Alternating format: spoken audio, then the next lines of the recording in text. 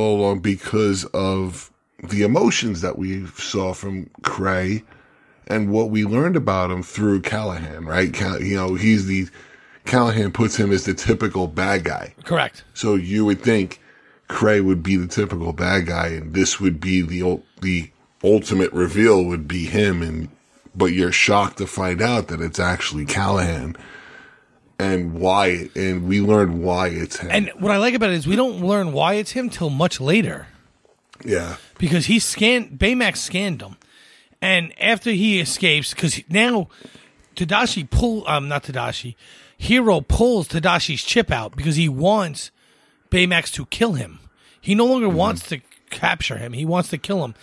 And the other members of the group end up stopping him from doing this. Yeah, it's because there's good. Because there's good in Hero still. This is all first reaction, right? It's what we all have. It's a human nature. His first reaction to anything is to act impulsively. And because of the situation, because Callahan did not save Tadashi, because Tadashi went to save Callahan, Tadashi saved himself using the microbots. So that enraged Hero even more, because if Callahan would have saved Tadashi, if Woody had called the police, it would have never happened. Which basically means if Callahan would have saved Tadashi, it wouldn't be where they're at, and who knows what would have happened. But Callahan didn't think that. Callahan saved himself. And worse, Tadashi says to him, or Hero says to him, he went in to save you. And he basically says, well, that was his mistake. Now, we did miss a big part here. In the first encounter, he scans Callahan, so he gets his vital signs. So when he gets this new mask, he can actually scan larger distances. And when in testing, he goes up to the top of what's the Golden Gate Bridge, but it has very Japanese architecture as the spires. And he finds him on a random island, on an isolated quarantine island.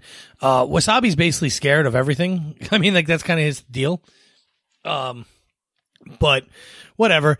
He, when they get there, he's like, it's quarantine. And that one has a skull. A skull, guys. That sign has a skull. So Wasabi's used for some comic relief as well, which is interesting because they all keep calling themselves nerds and nerd room, but Wasabi definitely looks more like a football player. He's jacked. The dude is huge. Yeah. But how many people growing up, because I knew a few sports players, that had that computer side to them. Oh, I'm one. Geeky side, I played baseball, lacrosse, basketball. I was on the debate team, the computer club, and the robot club in high school. Yeah, so, it's a great... I think Wasabi was a great character. I enjoyed him. I enjoyed him for the comic relief. I thought he was awesome. It was, Damon Wayans Jr., who played Wasabi, did a great job. So it was really great to see that character. But yeah, and nonetheless, the word quarantine couldn't come at a more apt candid time, right? Exactly. And here we are now watching a movie, and you know what quarantine means, right? Isolation. Yep. Yes. And here we are watching a movie, yet talking about it all the same. Yep, absolutely. But they find him on the island, right? And then we go into the fight scene.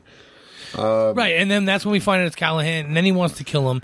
He gets away. He's really mad. He flies back home, and he kind of leaves his friends stranded on a spooky island, as Wasabi puts it later.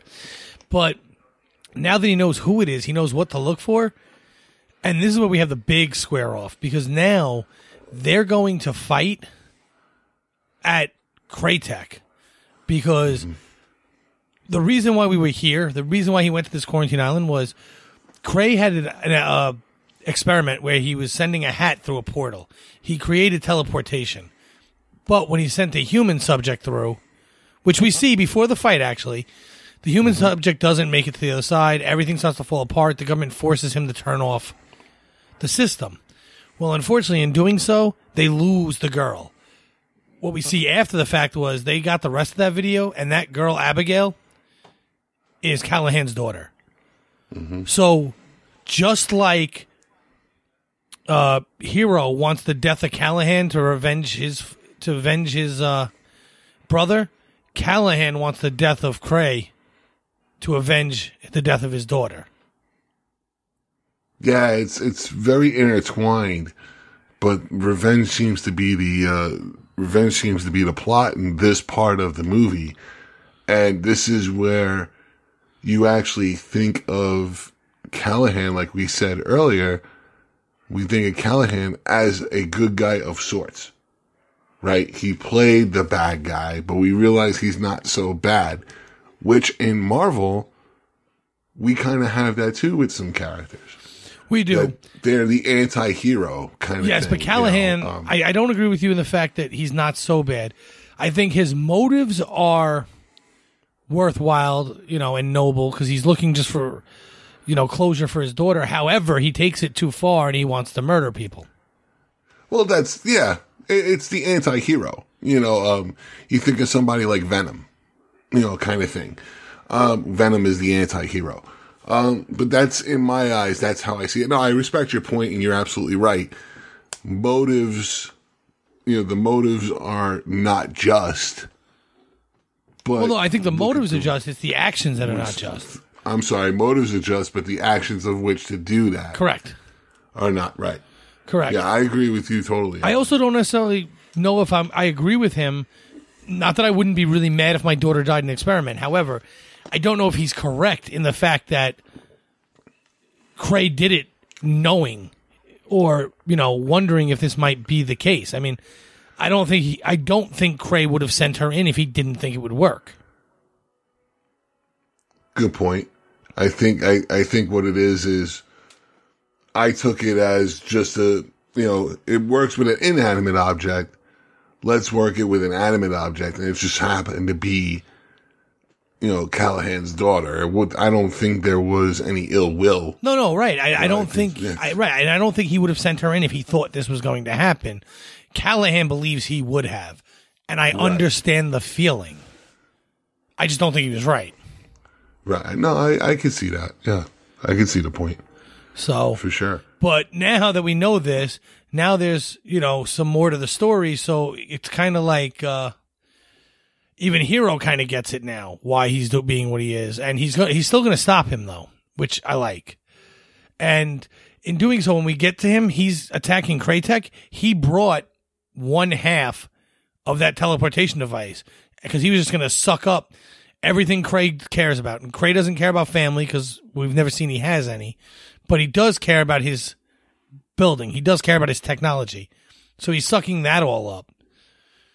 And I think it's ingenious the way they fight him because basically they fight him by every time they knock the microbots, they basically become disassociated with the rest and they just float up and disappear into the teleportation device. He still succeeds, by the way. At the end of this, he still succeeds because everything Cray cared about is gone. Well, just as Cray took away the daughter, like you said, Callahan wants to take away everything he cares for. And what does Cray care for? Cray cares for technology. Correct. He knew that from jump.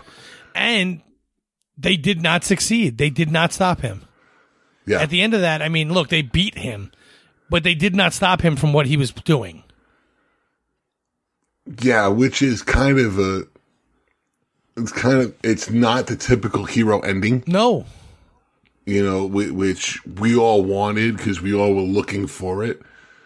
But but they stopped him, but they didn't win. Correct. They didn't stop the particular action he was doing. He's just never going to hurt anyone else again. But I believe he was never going to hurt anybody else again anyway. However, the big hero part comes in after this. And what happens after this is Baymax can see there's a life form that's in cryogenic sleep, basically. Or I forget the words he used. Inside the portal. And Hero looks at them and goes, she's still alive. I have to go in and help. And my daughter, my 6-year-old daughter, looked at me and said, that's just what his brother said. So Hero has gone full circle and he's back to being the good person he was at the start of the movie. Yeah, it's interesting. And this is where, we use the term, the movie is called Big Hero. Okay, Big Hero 6 being that there's 6 of them, but Big Hero. So hero could be defined in a lot of ways, right? You have hero the name, you have hero superpowers, you have hero who's the bigger man, and at this point of the movie, you have hero sacrifice. Right. This is the total ultimate human thing anybody can learn is sacrifice. And this is what Baymax does. In order for Callahan to be whole again, Baymax does what he is taught, and that is to heal. And this is to heal Callahan by bringing the daughter back into reality. Correct. And sacrificing himself. For Hero and Abigail? Yes. Abigail. For Hero and Abigail, yes. To sacrifice himself. And this is what makes Baymax the big hero for this moment. Yep. And now, unfortunately, when he gets back, everyone realizes Baymax isn't back. Because Baymax uses his rocket fist to shoot them to the portal. And the reason why he had to do that was he grabbed Abigail. He couldn't see because he was pushing the pod. But Hero was guiding him. They had a straight shot, straight to the portal, and a part of the building comes flying out of nowhere. Baymax jumps in front of him, takes the shot from the building. Almost all his armor is destroyed. His boost is destroyed. Basically, the only thing that works is his right arm that can shoot off. And he uses it, and he shoots off the arm, the hand, to push them to safety, but in doing so, he's gone forever, or so we think. Later on, he opens up a box and picks up the hand, and inside the hand, clutched in the fist, is the Tadashi chip. He doesn't send back both chips, but he sends back the one that's most important. The one that's his brother.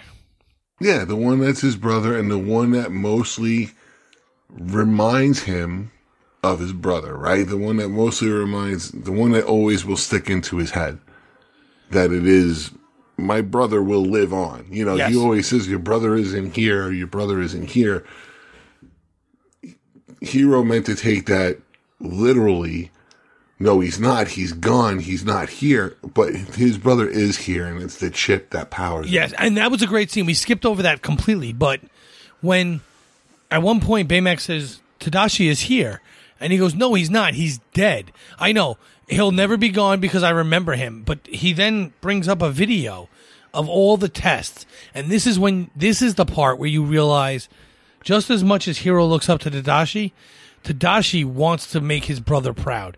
Because he says at the end of that, he goes, this is going to help so many people.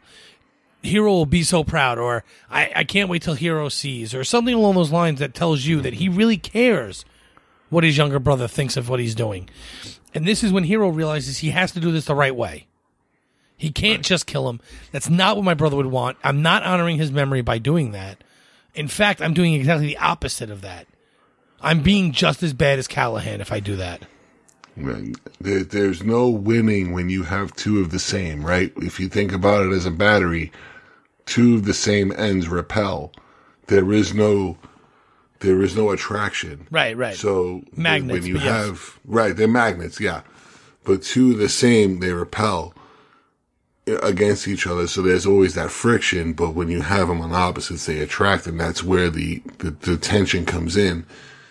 And for Hero, you know, to finally realize what Baymax actually means is that Tadashi will always be here, is that in the chip. Yeah, the memory of him and the ideals of him, more importantly. That's correct. And he can be wherever he needs to be. Correct. So now he rebuilds Baymax. He builds a new Baymax because as long as he puts that chip in, that's the exact same Baymax. After that happens, we end up seeing the fly scene, you know. First they talk about, we don't know who those heroes are or where they came from or where they are now. And he's eating with his aunt or whatever. He runs out. So you assume maybe the aunt knows, probably not, but obviously the butler knows, a la Batman. And, but other than that, we assume nobody else knows. And then we see them flying to the city and he says, we are doing what my brother wanted. We are helping a lot of people. So the memory of Tadashi will live on in the fact that they will help a lot of people. He goes, because we are Big Hero 6. And that's the first time they give that group a name. The very last scene of that movie is the first time they say the name of the group. What an ending. Let's talk about the end credits.